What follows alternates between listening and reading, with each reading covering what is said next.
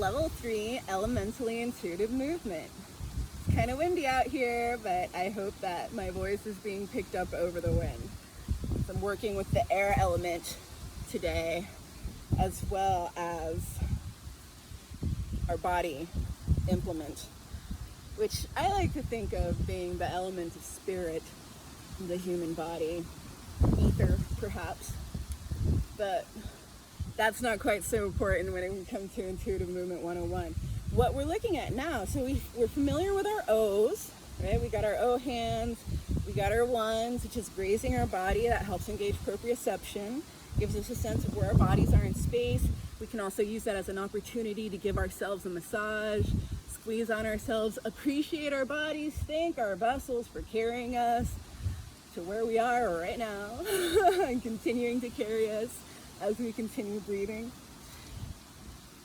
And then we move to level 2, expanding into our sphere. We explored all the different ways that we could move from different foot positions as stationary spheres. But now we get to be mobile spheres. So we get to integrate all of that upper body movement that we were practicing with moving our lower bodies around. So we can alternate between level 2 arms, do some level 1 arms, do some O arms. Perhaps you want to start with O arms.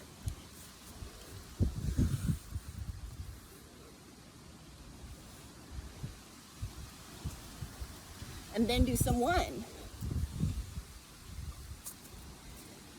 Now you see on this platform, I probably have about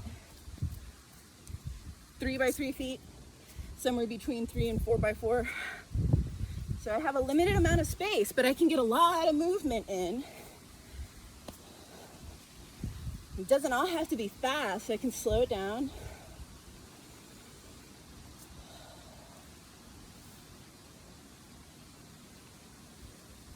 The more slowly we move, the more stabilizer muscles we engage.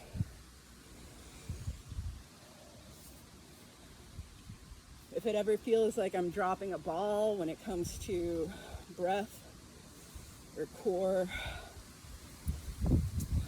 or foot position, then I slow down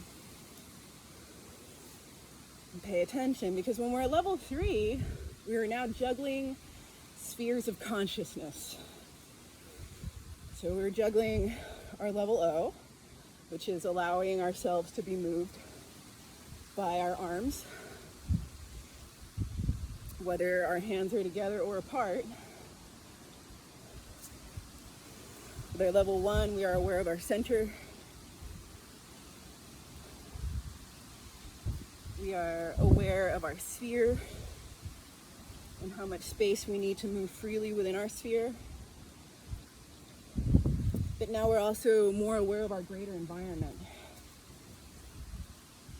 Since I'm on this platform, my space is limited. I know that I'm clear all around me. If I were in a different environment where I have obstacles around me, then I would have to adjust to those obstacles as I'm practicing level 3.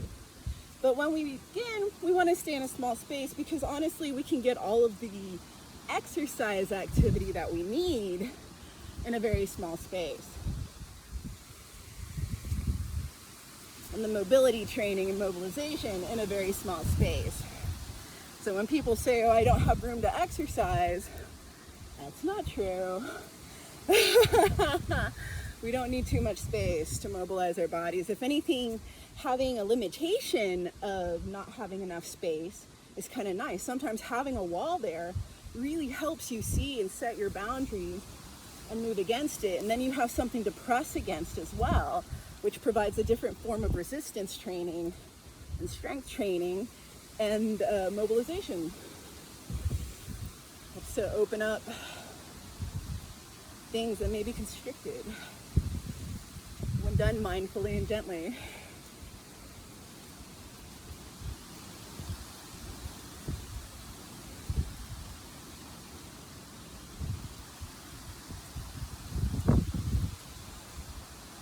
Level 3 can be thought of as our cardio level, because we're doing a lot more moving. As we're moving our upper bodies around, we're destabilizing our lower bodies. We're also practicing all those different foot positions in motion. So we're getting a sense of how what we learned in our stable poses and our stationary poses was effective, and adding force into it and testing those positions, because once we add motion, we're adding more force. As we're adding more force, we're causing our muscles to engage more, so we're getting more of a workout, which is why we may be more likely to mouth breathe. So pay attention. If you start to mouth breathe, slow down, switch over to the nose, become a stationary sphere for a while.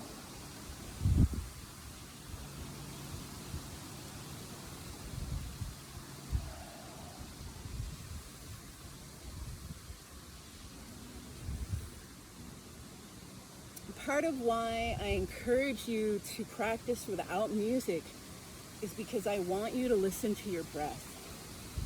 When we're listening to music, we're not necessarily hearing our breath.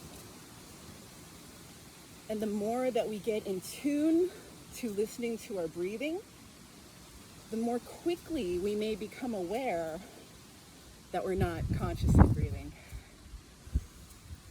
We'll notice there's a sound missing, because I notice that when I breathe through my nose, I can hear it. Whereas when I breathe through my mouth, I can't. So I know that if I'm not hearing my breath, or if it sounds like I'm panting, that I'm breathing through my mouth. So by practicing without music, not only am I orienting myself to my surrounding environment, which is part of what we're doing as well, because part of the goal too is to not only practice intuitive movement, elementally intuitive movement, with our eyes open, but also with our eyes closed, because we have trained our bodies to orient themselves not only through our eyes, but through our ears, to the sensation on our skin, especially if we're working outdoors and there's wind blowing, the sounds around us, the sensations coming in through our feet. If you're able to practice barefoot, I highly encourage practicing barefoot, because our feet take in a lot of information that tells us about where we are, and proprioceptive information. Not everyone's able to work barefoot, I understand. Do what you can. Work with what you've got.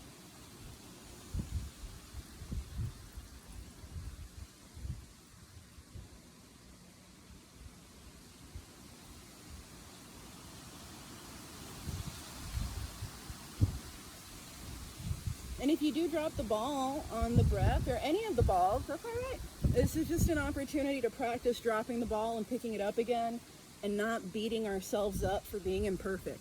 Because that's life. It's an imperfect world. We live in an imperfect world. We have imperfect bodies. We all have imperfect cultures. They all have good things about them. They all have shitty things about them. That's just life, pardon me in my language. They all have things about them, but you know what? Let's take it. That word, poop, fertilizer. It's fertilizer. There's a lot of aspects that can be used that are no longer of service to us, but just because they're no longer of service doesn't mean that they're useless. They are the fertilizer which grows new ideas, but we have to let them go and let them turn into that fertilizer so that new things can grow and new ideas can grow. Doesn't mean that we disregard them or say that they're waste completely, because waste is not wasted if we choose to use it, right? So we're the ones who determine the value. We're the ones that set that. All right, thank you so much. That was level 3 of Intuitive Movement 101. Go ahead and practice that. Like I said, the goal is to eventually be able to practice with your eyes closed, to be able to move around through space with your eyes closed and not have to see what you're doing, not have to see where your feet are, because you can feel where your body is in space. You can hear where you're oriented, and you trust that your body is strong enough to support you no matter what. Intuitive Movement 101, Elementally Functional Family Fitness, coffee, KO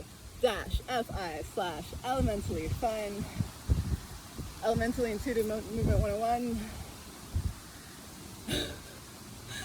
Bye. See y'all next week.